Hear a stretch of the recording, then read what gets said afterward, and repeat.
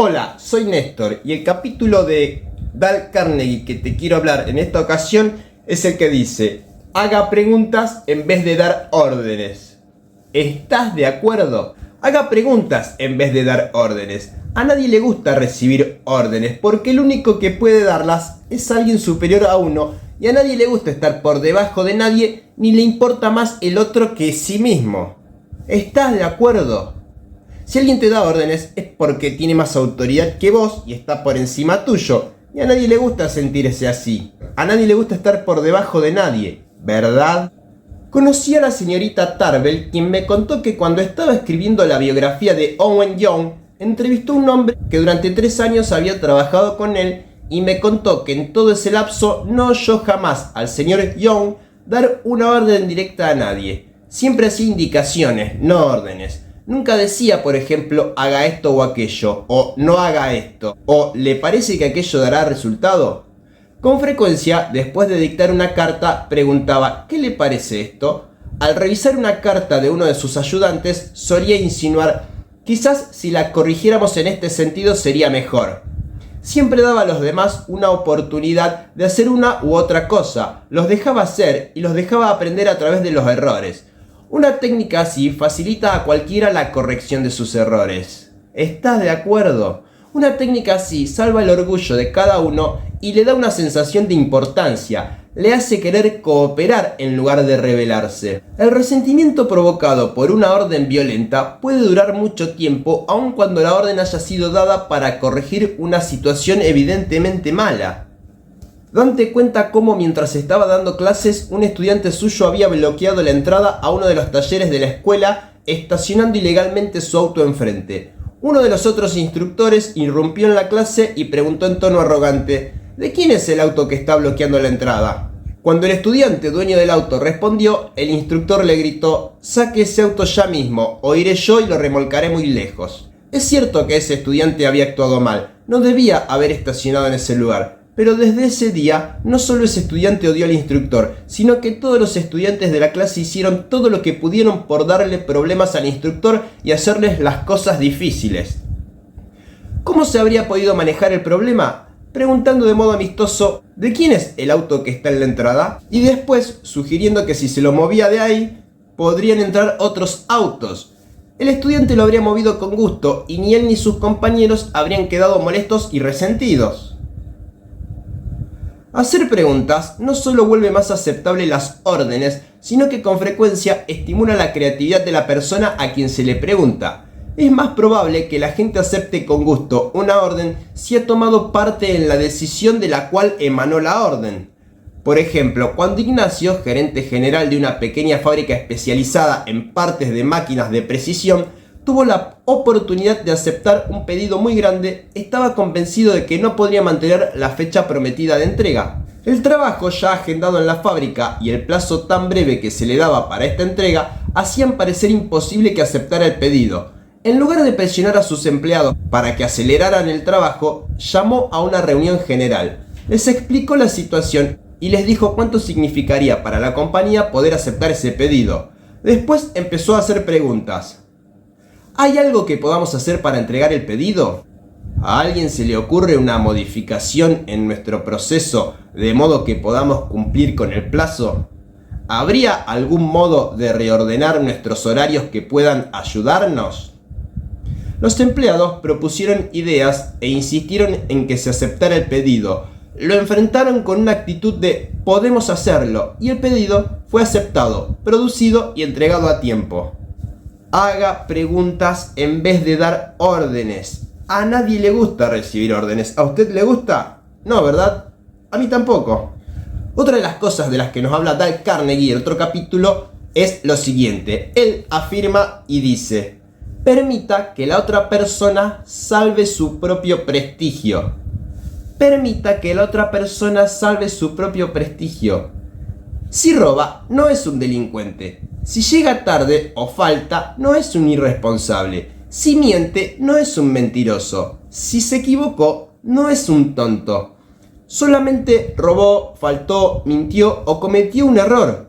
Si le pone esas etiquetas, entonces difícilmente podrá salir e incluso repetirá la conducta indeseable. Recuerde que ninguna persona cree ser mala. De hecho, la PNL afirma que detrás de cada conducta hay una intención positiva.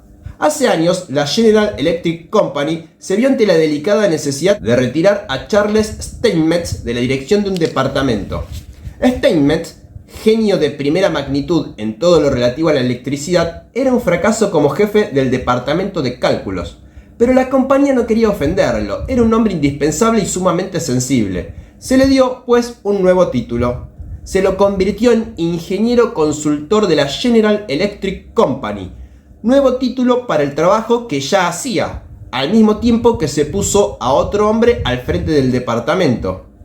Steinmetz quedó encantado y también los directores de la compañía. Habían maniobrado con su astro más temperamental sin producir una tormenta al dejarlo que salvara su prestigio. Salve el prestigio. Cuán importante, cuán vitalmente importante es esto, y cuán pocos entre nosotros nos detenemos a pensarlo. Despedir empleados no es muy divertido, ser despedido lo es menos todavía, cuenta Marcelo, contador público, y dice lo siguiente: nuestro negocio trabaja según las temporadas, por lo tanto tenemos que despedir a muchos empleados en marzo.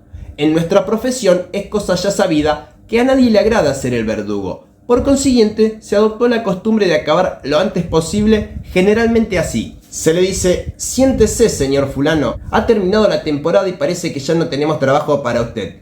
Claro está que usted sabía que lo íbamos a ocupar durante la temporada, etc. El efecto que se causaba en los empleados era de decepción, la sensación de que se los había dejado a la deriva, a su suerte. Casi todos ellos eran contadores permanentes y no conservaban cariño alguno por una casa que los dejaba en la calle con tan pocas contemplaciones. Yo decidí hace poco despedir a nuestros empleados extraordinarios con un poco más de tacto y consideración. He llamado a cada uno a mi despacho después de considerar cuidadosamente el trabajo rendido durante el invierno y les decía cosas como la siguiente: señor fulano, ha trabajado usted muy bien. Si así había sido, obviamente, no se lo decía a todos porque sí. La vez que lo enviamos a una misión difícil, la cumplió usted con grandes resultados y queremos hacerle saber que la casa se siente orgullosa de usted. Progresará mucho donde quiere que trabaje. La casa cree en usted y no queremos que lo olvide. El efecto obtenido es que los empleados despedidos se marchan con la sensación de que no se los deja a la suerte de la deriva. Saben que si tuviéramos trabajo para ellos, los conservaríamos y cuando los necesitamos nuevamente, vienen con gran afecto personal. Fernando contó un incidente que había tenido lugar en su compañía. Él dice lo siguiente: en una de nuestras reuniones de producción, un vicepresidente le hacía preguntas muy insistentes a uno de nuestros supervisores de producción respecto de un proceso determinado. Su tono de voz era agresivo y proponía demostrar fallas en la actuación de este supervisor. Como no quería quedar mal delante de sus compañeros, el supervisor era evasivo en sus respuestas. Esto hizo que el vicepresidente perdiera la paciencia, le gritara al supervisor y lo acusara de mentir. En unos pocos momentos se destruyó toda la buena relación de trabajo que hubiera podido existir antes del encuentro. A partir de ese momento, este supervisor, que básicamente era un buen elemento, dejó de ser de toda utilidad para nuestra compañía. Pocos meses después abandonó nuestra firma y fue a trabajar para un competidor, donde según tengo entendido ha hecho una espléndida carrera, todo por no permitirle salvar su prestigio. Tal vez ser mal echado de una empresa le dio energía para trabajar mejor en la competencia, como cuando uno se pelea con alguien y tiene más deseos de triunfar para aplastar a quien fue su contrincante. ¿Verdad? ¿Estás de acuerdo? Esto suele pasar. A veces nos echan por no ser buenos y vamos a otro lado donde esa expulsión nos da ganas de hacer las cosas bien que tendríamos que haber hecho donde fuimos echados en el nuevo lugar. Pasa. Ivana contó un incidente similar que había tenido lugar en su trabajo, pero con qué diferente enfoque y resultado. Ella era especialista en mercado de una empresa empacadora de alimentos. Recibió su primera tarea de importancia, la prueba de mercado de un producto nuevo, y nos cuenta lo siguiente: cuando llegaron los resultados de la prueba me sentí morir. Había cometido un grave error en la planificación y ahora toda la prueba tendría que volver a hacerse. Para empeorar las cosas, no tenía tiempo de exponerle la situación a mi jefe antes de la reunión de esa mañana en la que debía informar de este proyecto. Cuando me llamaron para dar el informe, yo temblaba de pavor. Había hecho todo lo posible por no derrumbarme, pero resolví que no lloraría y no les daría ocasión a todos esos hombres de decir que las mujeres no pueden recibir tareas de responsabilidad por ser demasiado emocionales. Di un informe muy breve diciendo que debido a un error tendría que repetir todo el estudio, cosa que haría antes de la próxima reunión. Me senté esperando que mi jefe estallara, pero no lo hizo. Me agradeció mi trabajo y observó que no era infrecuente que alguien cometiera un error la primera vez que se le asignaba una tarea de importancia, y que confiaba en que el informe final sería correcto y útil para la compañía. Me aseguró, delante de todos mis colegas, que tenía fe en mí y sabía que yo había puesto lo mejor de mí, y que el motivo de esta falla era mi falta de experiencia, no mi falta de capacidad. Salí de esa reunión caminando en las nubes y juré que nunca decepcionaría a este extraordinario jefe que tenía.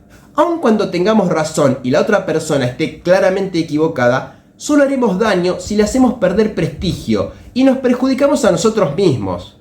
Tal vez sea más difícil recuperarse de una pérdida de prestigio que mantenerlo intacto.